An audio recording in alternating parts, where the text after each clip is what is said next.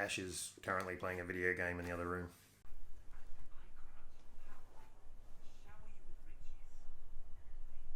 That's the last I'm going to see of her face all night.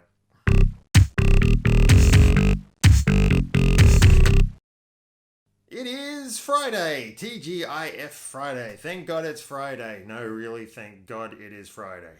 It's been a hell of a week. Started off pretty good. It's kind of, you know what? Nobody cares about how it started. It ended kind of crap.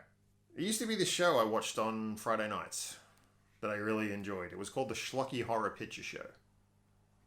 It was on Australia's free-to-air network, TVS.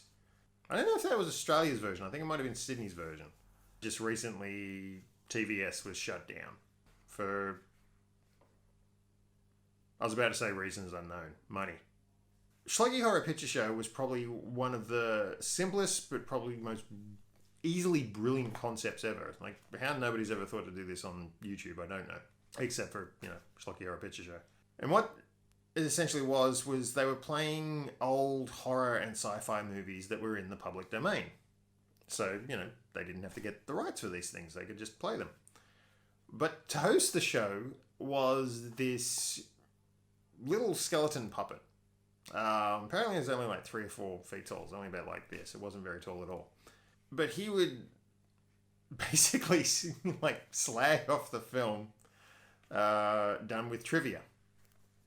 It was really well done. He always had this little picture box, like just here, pretty much where the V for Vendetta poster is. He'd basically have a bunch of visual gags running at the same time as he described the movie and spoke about the actors who worked in it and the director and what their vision was and how badly they failed. It was a really good show. I really missed watching that. It didn't start till 10:30 at night. So you'd have to stay up for it. Most of the time, the movies that he played were not worth watching. It was an hour and a half of your life that you would never get back. But he was tricky about it. See, he'd actually he'd do a little bit of trivia at the beginning, but then later in the show, like about halfway through, he'd have this intermission where he'd talk a lot more about the show and everything going on. And that was the part you always wanted to see. That was the bit you waited for. So you kind of had to wait for a good 45 minutes of some of the worst movies you're ever going to see in your life. Some of these things were just dreadful. I mean, that's the reason they're in the public domain, is because the movies were just shit. I mean, they had a few of the classics in there. They had, the ultimate public domain movie, which is The Night of the Living Dead.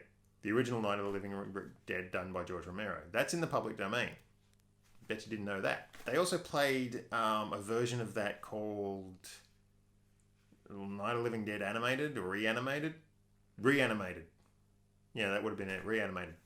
Where a whole bunch of different artists and animators had remade parts of the film through the use of animation. Some were straight animation. Some of them they did a little bit of a translate or an interpretation of the film. A lot of it doesn't work. We'll be honest. They had Plan 9 from Outer Space, the old Ed Wood film. I think they had his other one as well.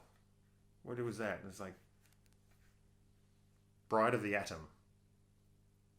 Or Bride of the Monster. Or Bride of something or other. I can't remember what that was called. It's still shit. It's watchable shit. Ed Wood movies are watchable shit. So they had that, but they had a whole bunch of other terrible ones as well. Things like Billy the Kid versus Frankenstein's daughter. God, I can't even remember half the stuff that they played on that thing. It was so dross. I think they had the Leech people on there. Vaguely remember that. One of my favourites was Teenagers from Outer Space. Everybody in that film was just trying so hard. We're acting. We're making something powerful. We're acting.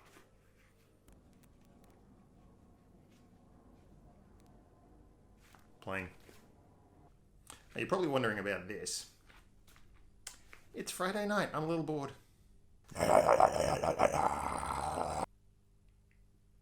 Okay, so I'm a lot bored.